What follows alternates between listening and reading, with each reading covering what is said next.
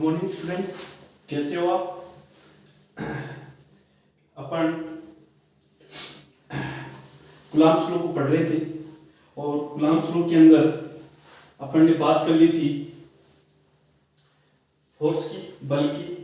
और बल में अपन ने देख लिया था कि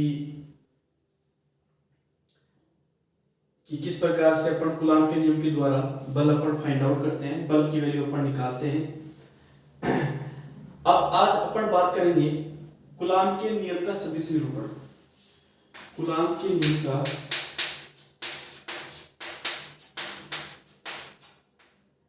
कूलॉम के नियम का सदिश निरूपण। सदिश निरूपण वेक्टर रूप। देखो कैसे करेंगे अपन इसको। इसके लिए सबसे पहली बात तो ये है, कूलॉम के नियम का सदिश निरूपण के लिए एक प्लेन बनाइए, इसको ड्रॉ कर दीजिए, एक्स एक्स और वाई एक्स। यहाँ पर दो आवेश ले लीजिए, एक आवेश Q1 है, दूसरा आवेश Q2 है। दो आवेश रखे हुए हैं तल के अंदर। ये आवेश Q1 मूल बिंदु O के सापेक्ष इसका स्थिति सदिश R1 वेक्टर है। ये आवेश Q2 है, इसका मूल बिंदु O के सापेक्ष स्थिति सदिश R2 वेक्टर है। ठीक है डियर। अब ये आवेश Q1 और ये आवेश Q2 है, इन दोनों आवेशों के बीच की जो दूरी है वो कितनी है? R है। ये आवेश Q1 इस Q2 आवेश के ऊपर बल लगा रहा है, इसका मैंने नाम दे दिया F12 वेक्टर। और इसी दिशा के अनुदिश जब आवेश Q1 Q2 के ऊपर बल लगाए तो इसी के अनुदिश मैंने एकांक सदिश नाम दे दिया R12 के। अब ये आवेश Q2 इस Q1 आवेश के ऊपर बल लगा रहा है तो इसको मैंने नाम दे दिया बल F21 वेक्टर और इसका एकांक सदिश हो गया R21 के। जैसे हम देखो एक बात का विशेष ध्यान रखना, बल जो है F जो है अपन ने निकाला था कूलॉम के नियम से K Q1 Q2 अपन में क्या था R स्क्वायर, और वेक्टर रूप में रिप्रेजेंट करते हैं तो क्या आता है R कैप। जैसे मतलब जब भी बल के ऊपर वेक्टर लगा दोगे तो यहाँ पर क्या बढ़ जाएगा? R कैप बढ़ जाएगा। ये जो R कैप है ये है एकांक सदिश। कौन सा सदिश है? एकांक सदिश। इस एकांक सदिश का मतलब क्या है यहाँ पे? इस एकांक सदिश का मतलब ये है कि जो बल की जो दिशा देगा ना वो कौन देगा? ये एकांक सदिश। मतलब इस यूनिट वेक्टर का काम सिर्फ एक ही होता है, इसका काम होता है दिशा बताना, और जो बल की जो दिशा है वो किधर है तो वो बताएगा एकांक सदिश। अब इसमें देखो जब आवेश Q1 Q2 के ऊपर बल लगाए, जब आवेश Q1 Q2 के ऊपर बल लगाए तो मैं उस बल को नाम देता हूं F12 वेक्टर। ठीक है, और एकांक सदिश क्या हो जाएगा? R12 के। दोनों आवेशों के बीच की दूरी वही है। Yes sir. अब जब आवेश Q2 Q1 के ऊपर बल लगाए तो उसको मैं नाम देता हूं F21 vector. K Q1 Q2 upon R square और यहां पे एकांक सदिश क्या हो जाएगा? R21 के। Yes sir. एक बल हो गया F12 और दूसरा बल हो गया आपका F21। अब इसको अपन सोल्व कर लेंगे यहां पे।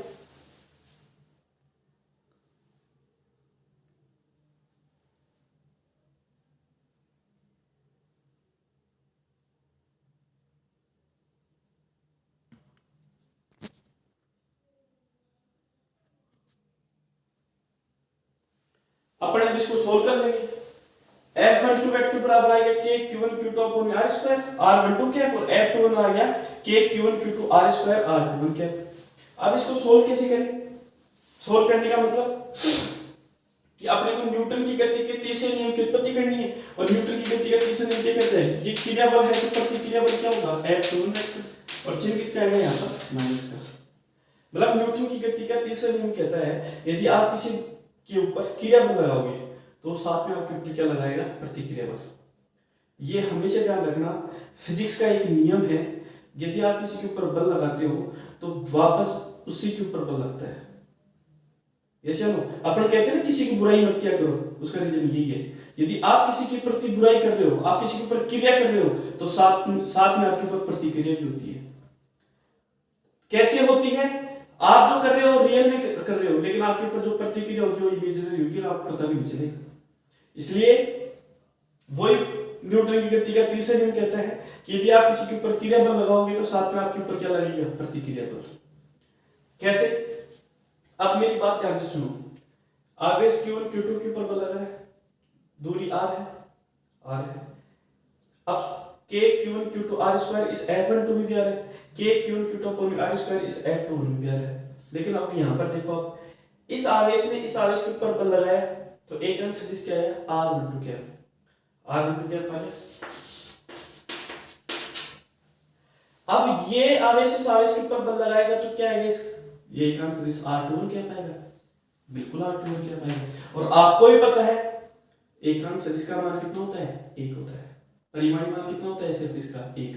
लेकिन इसका काम क्या है, सिर्फ दिशा बताना, सिर्फ दिशा बताना। तो आर वन टू कैप की डायरेक्शन इधर है, आर टू वन कैप की इधर है, तो चिन्ह किसका आ जाएगा यहाँ पर, माइनस का आर टू वन कैप। लेकिन परिमाणी मान दोनों के बराबर है, इसका भी मान एक है, इसका भी मान एक है। लेकिन यहाँ पर जो माइनस का जो चिन्ह है, ये माइनस का चिन्ह इस बात को इंडिकेट कर रहा है कि जो डायरेक्शन होगी वो एक दूसरे की क्या रहेगी, विपरीत। तो आर वन टू कैप बराबर क्या आ गया, minus are two one cap. तो अपन क्या करें अब डियर, अपन ये कर सकते हैं यहाँ पे कि जहां पर आर वन टू कैप ले रखे है वहां पे अपन आर टू वन कैप लगा सकते हैं। कैसे हम देखो, आर टू वन कैप की वन टू कैप की जगह क्या लगा सकते हैं अपन, minus are two one cap. Yes चलो, तो एफ वन टू वेक्टर क्या हो जाएगा, तो माइनस के Q1 Q2 अपॉन में आर स्क्वायर और आर टू क्या जाएगा। और ये वैल्यू किसकी होती है, ये वैल्यू होती है, आपको पता है अभी जस्ट बताया था मैंने आपको कि के Q1 Q2 अपॉन में आर स्क्वायर आर टू क्या किसका मान होता है, एफ टू चिन्ह किसका जाएगा यहाँ पर, माइनस का।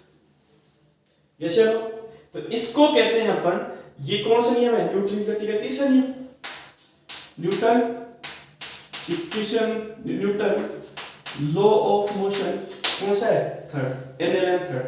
और उस एनएलएम थर्ड को यहाँ पे प्रूफ हो रहा है।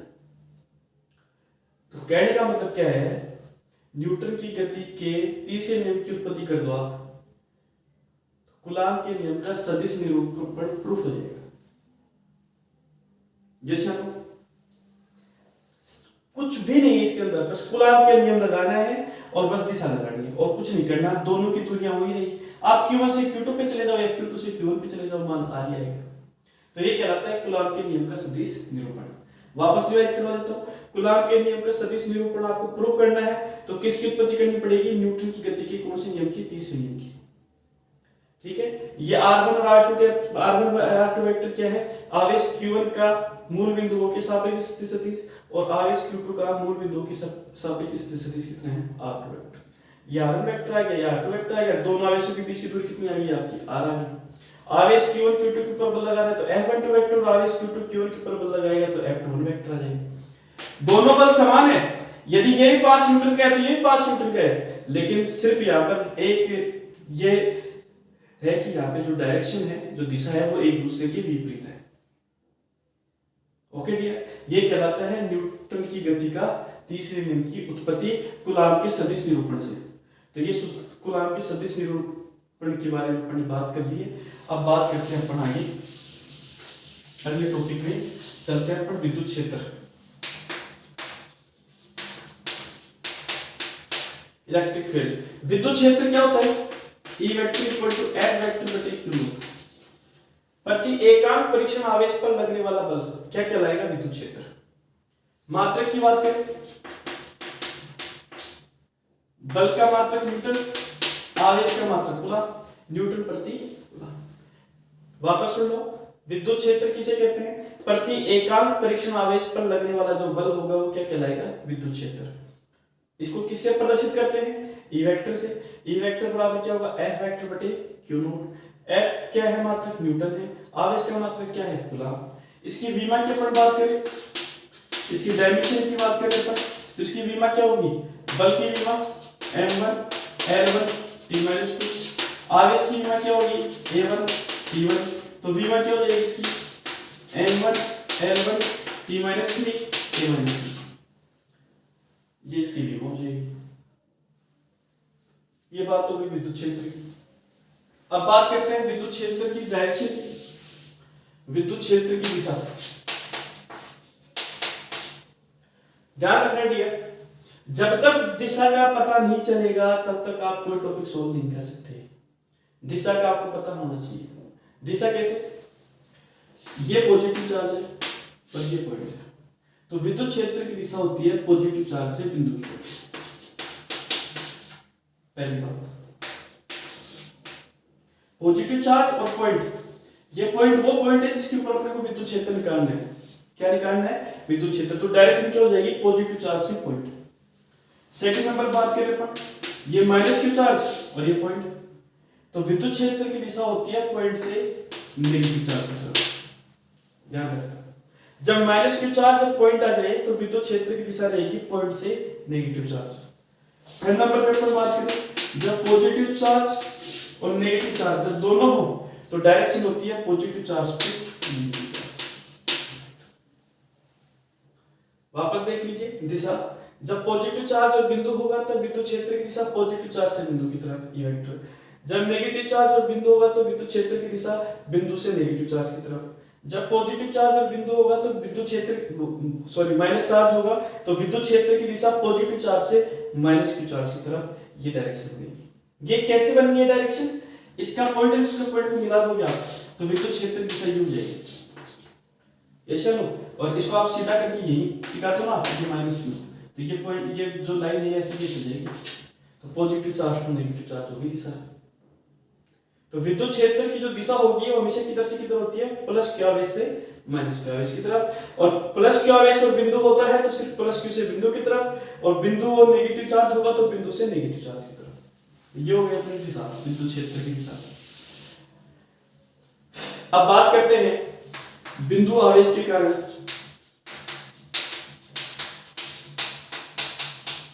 विद्युत क्षेत्र की तीव्रता।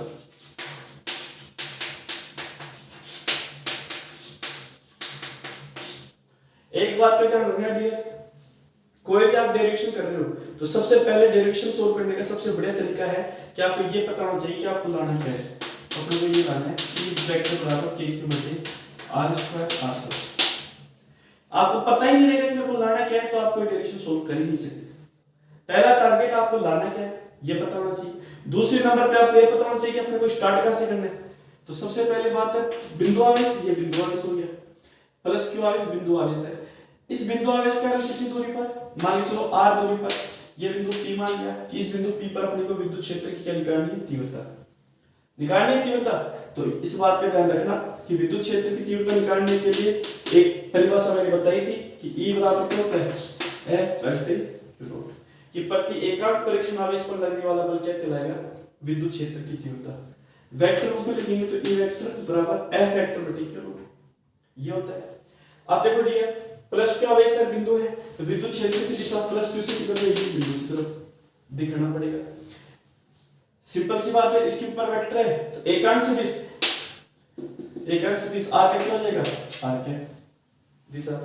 मतलब इस E वेक्टर की जो दिशा है विद्युत क्षेत्र की तीव्रता की दिशा है वो कौन बताएगा, r क्या। ओके, जो किधर से किधर होती है हमेशा, प्लस क्यू आवेश से बिंदु की तरफ। अब बल निकाल लेते हैं अपन, तो बल के लिए कितने आवेश चाहिए होते हैं, दो आवेश। अपने पास तो एक ही आवेश है तो दूसरा आवेश कौन सा ले, दूसरा आवेश हमेशा लेते हैं अपन परीक्षण आवेश को। ध्यान रखना, जब भी कभी दूसरा आवेश दिया हुआ नहीं हो तो आप ठीक सीधे उठाओ परीक्षण आवेश को। क्यों उठा रहे हैं ये मैं बताऊंगा आपको कि परीक्षण आवेश क्यों लेते हैं अपन।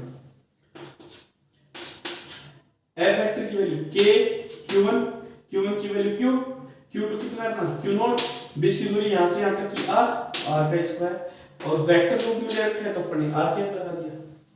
F वेक्टर की वैल्यू उठाओ यहां रख दो तो E वेक्टर बराबर क्या हो जाएगा, F वेक्टर की वैल्यू रखो k q0 बटे r² r के बटे q0, q0 से q0 क्या हो गया अपना कैंसिल। तो विद्युत क्षेत्र की तीव्रता क्या आ गई है, E वेक्टर बराबर k q बटे r² इनटू क्या है r। ये विद्युत क्षेत्र की तीव्रता है। इसका ग्राफ बनाए अपन विद्युत क्षेत्र की तीव्रता E और R के बीच में, तो इसके बीच में जो ग्राफ बनेगा वो कैसा बनेगा, क्योंकि E व्युत्क्रमानुपाती है किसके, r²। यस E व्युत्क्रमानुपाती किसके है, r²। एक बात ध्यान रखना, कई बच्चे ऐसे बोलते थे E व्युत्क्रमानुपाती 1/r², ऐसे नहीं बोला जाता है, ऐसे बोलते हैं E व्युत्क्रमानुपाती r²। यस क्योंकि 1 बटा बोलोगे 1/r², तो व्युत्क्रमानुपाती नहीं बढ़ना पड़ेगा, फिर आपको समानुपाती बढ़ना पड़ेगा। व्युत्क्रमानुपाती बढ़ने के लिए ई व्युत्क्रमानुपाती r², क्योंकि व्युत्क्रमानुपाती का मतलब ये हो जाता है 1/। जैसे हम ये आपका ग्राफ आ गया और व्युत्क्रमानुपाती का ग्राफ आपका इस प्रकार का बनता है। तो ये हो गया बिंदु आवेश के कारण विद्युत क्षेत्र की तीव्रता निकालना। मैंने एक बात बताई थी कि यहाँ पे अपने परीक्षण आवेश क्यों लिया है, इसका क्या रीजन है, और दूसरा आवेश क्यों नहीं लिया है। उसका रीजन यही है कि परीक्षण आवेश अपन इसलिए लेते हैं क्योंकि परीक्षण आवेश खुद कभी भी विद्युत क्षेत्र उत्पन्न नहीं करता है। इसका मान हमेशा 1 होता है, खुद विद्युत क्षेत्र उत्पन्न नहीं करता है, सिर्फ ये परीक्षण का काम करता है, सिर्फ ये टेस्ट का काम करता है कि विद्युत क्षेत्र यहाँ है या नहीं है। अब अपन इस जगह पे निकाल रहे हैं तो इस अपन ने परीक्षण आवेश Q नोट को रख दिया। अब ये आवेश इस आवेश के ऊपर बल लगा रहा है, तो इसका मतलब यहाँ ये पता चल जाएगा कि यहाँ पर विद्युत क्षेत्र है। यदि ये आवेश इस परीक्षण आवेश पर बल नहीं लगाता तो अपने को पता ही नहीं रहता विद्युत क्षेत्र है या नहीं।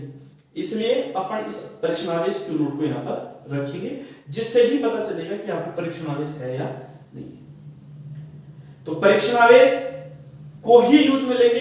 क्यों लेंगे? क्योंकि ये खुद विद्युत क्षेत्र उत्पन्न नहीं करता है, इसकी खासियत होती है, मैं लिख देता हूं, स्वयं विद्युत क्षेत्र उत्पन्न नहीं करता है, क्षेत्र उत्पन्न नहीं करता है।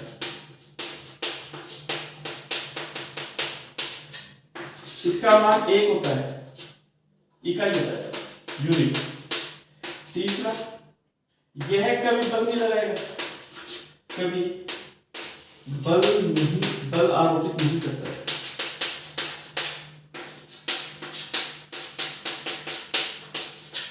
मतलब दूसरा आवेश इसके ऊपर बल लगा सकता है, लेकिन ये खुद बल नहीं लगा सकता, क्योंकि इसके अंदर कैपेसिटी नहीं है बल लगाने की। सिर्फ इसकी वैल्यू कितनी होती है? 1। ये तो सिर्फ विद्युत क्षेत्र का पता लगाने का काम करता है, सिर्फ विद्युत क्षेत्र का, कि यहाँ विद्युत क्षेत्र है या नहीं है, इसलिए अपन परीक्षण आवेश को वहां पर रख देते हैं। यस चलो, तो इस प्रकार से अपन ने आज कूलाम्ब के नियम का सदिश रूपण पढ़ लिया, बिंदु आवेश कारण विद्युत क्षेत्र का मान वैल्यू पढ़ लिया, विद्युत क्षेत्र के बारे में पढ़ लिया अपन ने, विद्युत क्षेत्र की अपन ने दिशा के बारे में पढ़ लिया। तो यहाँ तक एक बार आप सभी रीड कर लेना। इसके बाद में अपन जो आगे नेक्स्ट टॉपिक अपन स्टार्ट करेंगे वो अपन करेंगे विद्युत बल रेखाओं के बारे में। ओके डियर, आज अपन इतना ही रखते हैं, नेक्स्ट क्लास अपन कल देखेंगे।